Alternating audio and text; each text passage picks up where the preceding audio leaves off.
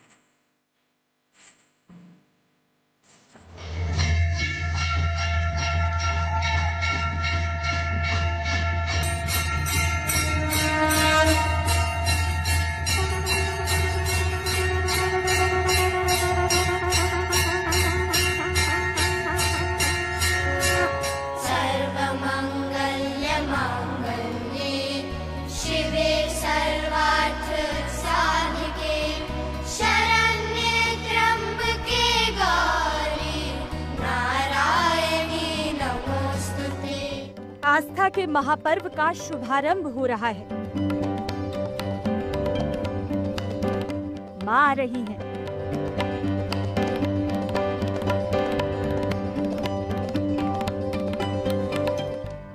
मार्च चैत्र शुक्ल प्रतिपदा से 9 दिनों तक चलने वाले शक्ति उत्सव की शुभ शुरुआत हो रही है।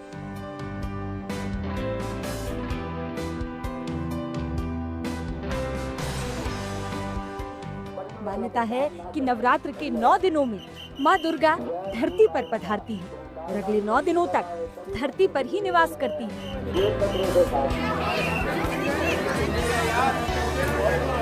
नवरात्र से जुड़ी मान्यता है कि महिषासुर के सर्वनाश के लिए देवताओं के आह्वान पर मां दुर्गा का धरती पर अवतरण हुआ था।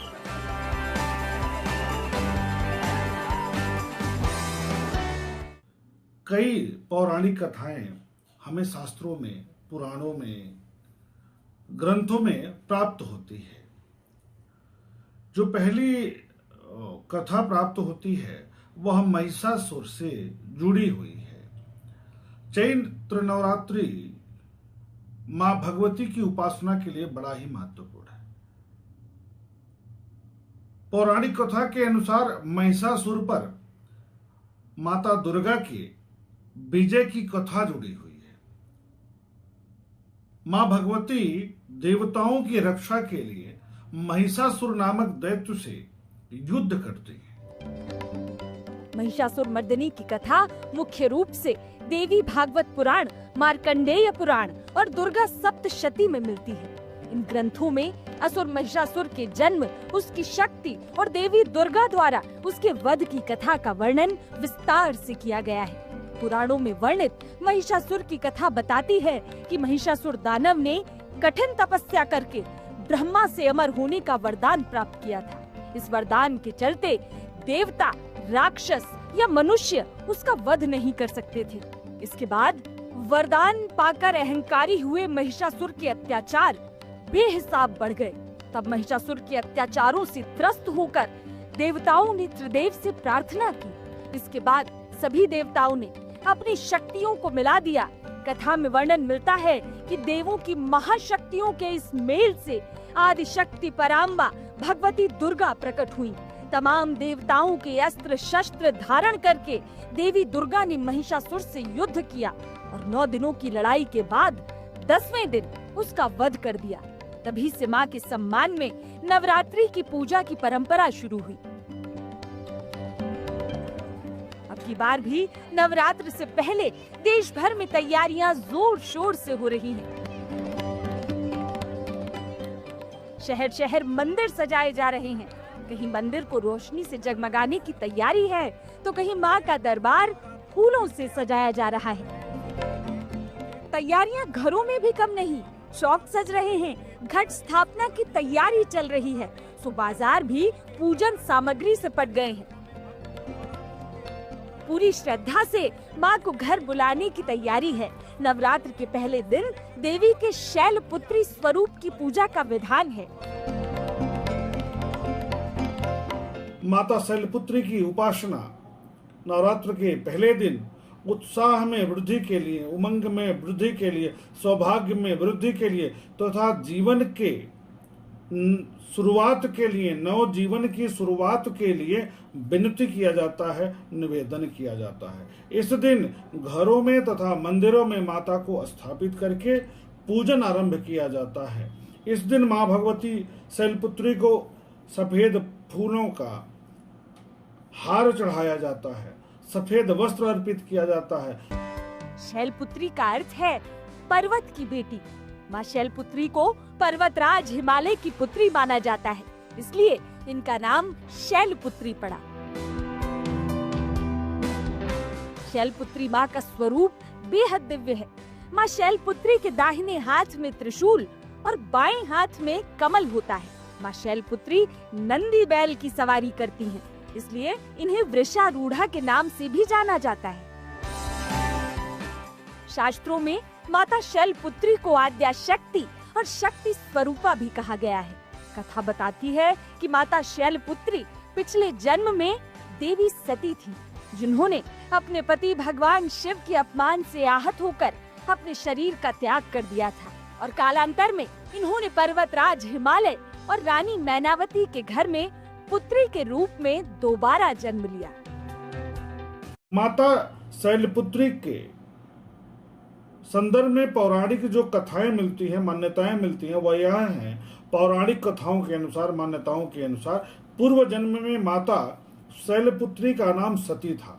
यह भगवान शिव की पत्नी थी। सती के पिता दक्ष प्रजापति ने भगवान शिव का अपमान कर दिया था। एक बार विशाल यज्ञ किए दक्ष प्रजापति और उसमें भगवान शिव को कोई स्थान नहीं देते हैं। मां भगवती वहां पहुंचती हैं और देखती हैं कि उनके पति भगवान शंकर की बड़ी अवहेलना हो रही है, तिरस्कार हुआ है, सम्मान नहीं है और कुछ लोग मां भगवती का अपमान भी करते हैं। इस पर मां भगवती यज्ञ कुंड में स्वयं को भस्म कर देती है, योगाग्नि में भस्म कर देती हैं। तो अगले जन्म में मां सती शैलराज हिमालय की पुत्री के रूप में जन्म लेती है। माना जाता है कि विधि विधान से की गई मां शैलपुत्री की आराधना से जीवन में हर वैभव हासिल किया जा सकता है। यही वजह है कि घरों से लेकर मंदिरों तक मां के स्वागत की तैयारी जारी है। शक्ति उत्सव की यही महिमा है। कहा जाता है कि ऋतुओं की संधिकाल में आने वाली ये नवरात्रि जीवन में विजय लेकर आती है। वासंतिक नवरात्र में देवी की उपासना का फल अमोघ होता है। मान्यता है कि नवरात्रि के 9 दिनों में देवी के 9 स्वरूपों की पूजा करने से भक्तों की सभी मनोकामनाएं पूरी हो सकती हैं।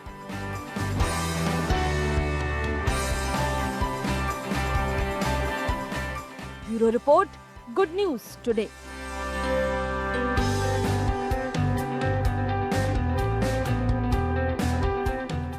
चैत्र नवरात्रि की रौनक शहर शहर नजर आ रही है। देश भर के देवी मंदिरों में नवरात्रि की तैयारियां कई दिनों से चल रही थी। अब से कुछ घंटों बाद जब धूमधाम से आस्था के महापर्व का आगाज होगा, तो वैसे तो आज से ही मंदिरों में श्रद्धालुओं का जो सैलाब है वो उमड़ने लगा है। जयकारों से माता का दरबार गूंजने लगा है।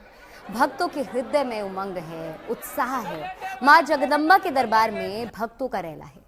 उत्तर से लेकर दक्षिण तक, पूरब से लेकर पश्चिम तक, असम से लेकर गुजरात तक, दिल्ली के मंदिरों से लेकर माता वैष्णो देवी के दर तक माता का आराधना की जो तैयारी है वो हो गई है।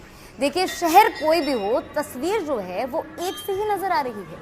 कल यानी कि नवरात्र के पहले दिन शहर शहर, गांव गांव मां शैलपुत्री की पूजा होगी। देखिए, मान्यता है कि शैलपुत्री का पूजन करने से आरोग्य की प्राप्ति होती है और बीमारियों से मुक्ति मिलती है। तो चलिए, सबसे पहले आपको लेकर चलते हैं राजधानी दिल्ली के सिद्धपीठ कालकाजी धाम, जहां शक्ति उत्सव की तैयारी तो पहले ही हो चुकी है, लेकिन भक्तों की भीड़ ऐसी है कि अभी से मंदिर में पैर रखने की जगह नहीं है।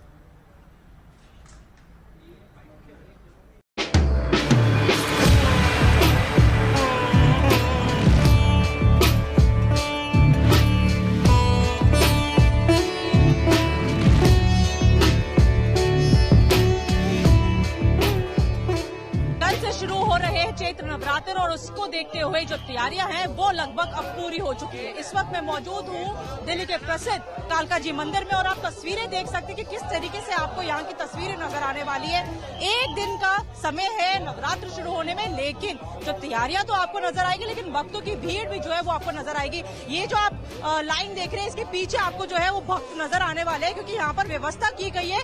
तो 2 लाइन जो है वो यहाँ बनाई गई है, लेकिन इसके पीछे आपको जो है भक्तों की अच्छी खासी भीड़ नजर आने वाली है। सबसे पहले तैयारियों की मैं बात करूंगी। तैयारियां अगर मैं आपको दिखाऊं तो गर्मी से बचने के लिए खास इंतजाम जो है यहाँ पे किए गए हैं। टिन की शेड जो है वो लगाई गई है, पंखे लगाए गए हैं, कैमरा जो है वो सीसीटीवी लगाए गए और हर तरफ जो है बार बार आपको जो है इस तरीके की अनाउंसमेंट्स होती हुई जो है वो नजर आएगी, ताकि हर तरीके से जो सुरक्षा के इंतजाम है वो यहाँ पर किए गए हैं। मंदिर को आप देख सकते हैं कि किस तरीके से रंग बिरंगे फूलों से सजाया गया है। मंदिर के बाहर की तस्वीरें मैं आपको दिखा रही हूँ। माँ के जो 9 स्वरूप है वो आपको नजर आ जाएंगे। हर एक स्वरूप की जो तस्वीर है आपको वो यहाँ पर नजर आने वाली है, लेकिन किस तरीके से भक्त आपको मंदिर भवन के अंदर नजर आने वाले, मैं वो तस्वीरें भी आपको एक बार दिखाती हूँ कि मंदिर भवन की तस्वीरें किस वक्त जो सामने है वो कैसी आने वाली है। आप देख सकते हैं कि अंदर की रौनक एकदम अलग ही और खास यहाँ पर आपको नजर आएगी।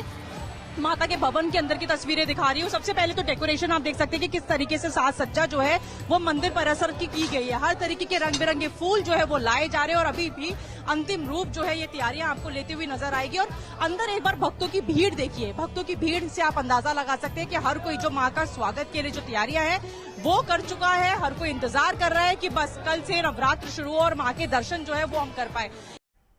तो माँ आ रही हैं, बस सुबह का इंतजार और नवरात्रि की शुभ शुरुआत हो जाएगी। लेकिन क्या आपको मालूम है कि नवरात्रि का पर्व जीवन में शुभता के साथ साथ लाभ भी लेकर आता है? देखिए, ये लेकर आता है स्वास्थ्य का लाभ। दरअसल शक्ति उपासना का ये पर्व 2 ऋतुओं के संधिकाल में मनाया जाता है। एक ऋतु के जाने का और दूसरी ऋतु के आने के समय को ऋतुओं का संधिकाल कहा जाता है। आपको बता दें कि ऋतुओं के संधिकाल में किए गए व्रत उपवास से धर्म लाभ के साथ ही अच्छी सेहत भी मिलती है। लेकिन 9 दिनों के नवरात्र व्रत के लिए शरीर को तैयार करना भी जरूरी है। खास तौर पर अगर आप वर्किंग हैं तो काम और तमाम व्यस्तताओं के बीच आपको व्रत के दौरान अपनी डाइट का ध्यान कैसे रखना चाहिए, ये जानते हैं हमारे एक्सपर्ट से। अगर आप नवरात्रि का व्रत कर रहे हैं, 3 से 4 चीजें हमें ध्यान में रखनी है, उसे प्रिवेंट करना है। एक है कि अगर बहुत लंबे मील गैप्स हुए तो एसिडिटी हो सकती है, उससे क्रेविंग भी हो सकता है और ओवर ईटिंग होगी। And secondly, through out the day energy stable होना चाहिए, ताकि कोई एनर्जी डिप नहीं है, वीकनेस नहीं हो रही है। अगर आप घर पर है, वर्कलोड कम है, तो आप सुबह में गुनगुना पानी लें, उसके साथ अखरोट, बादाम, अंजीर ले सकते हैं। ब्रेकफास्ट और लंच में राजगीरे का चीला या कुट्टू का आटा, समक के चावल, इससे आप उपमा बना सकते हैं, पुलाव बना सकते हैं। साथ में दही ले, दही ठंडा रखेगा बॉडी को और एक प्रोटीन सोर्स भी देगा साथ में। इसी में आप पनीर ऐड कर सकते हैं। और शाम के लिए और बीच बीच में खाने के लिए फ्रूट्स रखें, रोस्टेड मखाना, छाछ पी सकते हैं, कोकोनट वाटर ले सकते हैं। एंड रात में आप थोड़ा हल्का खाएं और जल्दी खाएं, प्लस नींद अच्छे से पूरी करनी है। तो आप फिर से कुट्टू के आटे की रोटी, उसके साथ दूधी की सब्जी या आलू की सब्जी, उसके साथ भी आप दही लें या आलू को कढ़ी के जैसे बनाएं। और अगर आप ऑफिस जा रहे हैं तो ये ध्यान में रखना है कि एनर्जी डाउन नहीं हो पूरे दिन। तो आप एक एनर्जी किट बनाएं जिसमें कि यही सारी रोस्टेड मखाना, नट्स, सीड्स, अंजीर, डेट्स, फल, ये सारी चीजें रहें। और उसके साथ हाइड्रेशन के लिए छाछ, कोकोनट वाटर, पानी जो पूरे दिन आप लेंगे वो सारा रेडी रखें। अब टाइम क्योंकि कम रहता है, आप ब्रेकफास्ट और लंच सेम कर सकते हैं। तो अगर आप राजगीरे का चीला बना रहे हैं, उस पर आप पनीर ग्रेट कर लीजिए, साथ में दही ले लीजिए, उसमें फ्लैक्स सीड का पाउडर डाल लीजिए। तो नट्स और सीड्स, दही, पनीर, ये सबसे प्रोटीन बना रहेगा। और जब आप सुबह में प्रोटीन प्रॉपरली खाएंगे तो ब्लड शुगर ड्रॉप नहीं होगा। एक और चीज आपको ये ध्यान रखनी है कि यूजुअली नवरात्रि के फास्ट के वक्त लोग फ्राइड फूड काफी खाते हैं, बट द आइडिया इज कि डाइजेशन को एक ब्रेक मिले और डाइजेशन एक प्रॉपर लाइट रहे। तो फ्राइड फूड अवॉइड करें। आप आलू को बॉइल्ड या रोस्टेड फॉर्म में ले सकते हैं। सेम आप अगर स्वीट की क्रेविंग है तो मखाने की खीर या दूधी की खीर ले सकते हैं। नवरात्रि के इन पवित्र दिनों में मां दुर्गा के 9 रूपों की उपासना का विशेष महत्व है। भक्ति में डूबे श्रद्धालु मां की उपासना के महत्व को तो खूब समझते हैं, लेकिन क्या कभी आपने इस पर गौर किया है कि मां के ये 9 रूप अपने भक्तों के लिए जिंदगी के ऐसे सबक, ऐसे सूत्रों को अपने अंदर समेटे हैं जिनका पालन आपको जिंदगी में कामयाब बना सकता है। देखिए, मां भगवती का हर रूप जिंदगी से जुड़ी एक अहम सीख देता है।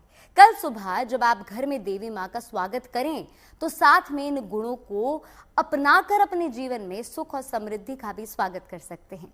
शक्ति उत्सव के इस मौके पर आज GNT स्पेशल में हम आपको बताने जा रहे हैं कि आखिर देवी के 9 रूप सफलता के कौन से 9 सूत्रों के प्रतीक हैं।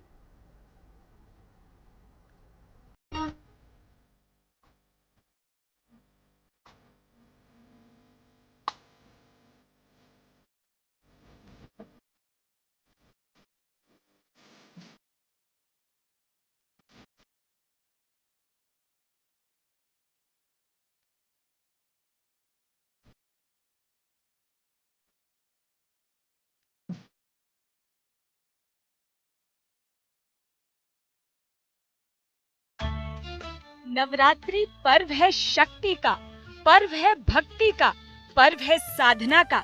नवरात्रि के पावन दिनों में भक्त 9 दिनों तक भगवती के अलग अलग रूपों की साधना करते हैं।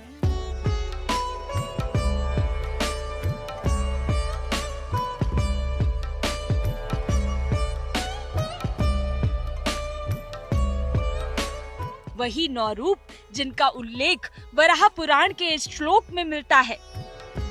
प्रथमम शैलपुत्री च, द्वितीयम ब्रह्मचारिणी, तृतीयम चंद्रघंटेति, कुष्मांडेति चतुर्थकम, पंचमम स्कंदमातेति, षष्ठम कात्यायनीति च, सप्तमम कालरात्रीति, महागौरीति चाष्टमम, नवमम सिद्धिदात्री च, नवदुर्गा प्रकृतिर्ताः, उक्तान्यतानि नामानि ब्रह्मणैव महात्मना।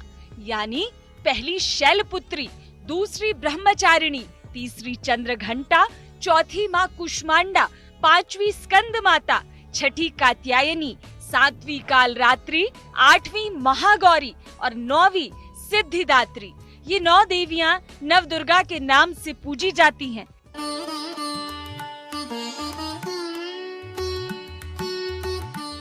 नवरात्रि के 9 दिनों में पूजी जाने वाली देवियां केवल भक्ति और शक्ति की प्रतीक नहीं है, बल्कि देवी के ये 9 रूप जिंदगी के उन नियमों और मानकों के सार को समेटे हैं जिन पर मानव जीवन का आधार टिका है।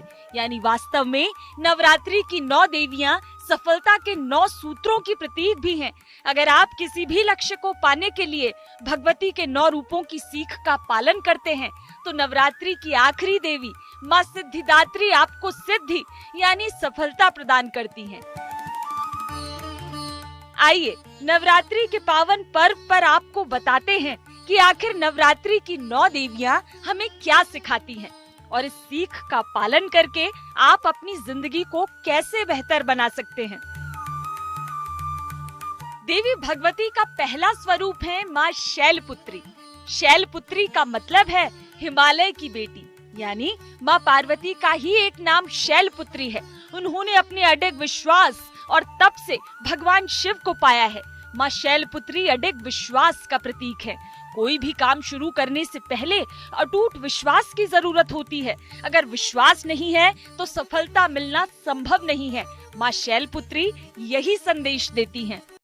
देवी भगवती का दूसरा स्वरूप है माँ ब्रह्मचारिणी।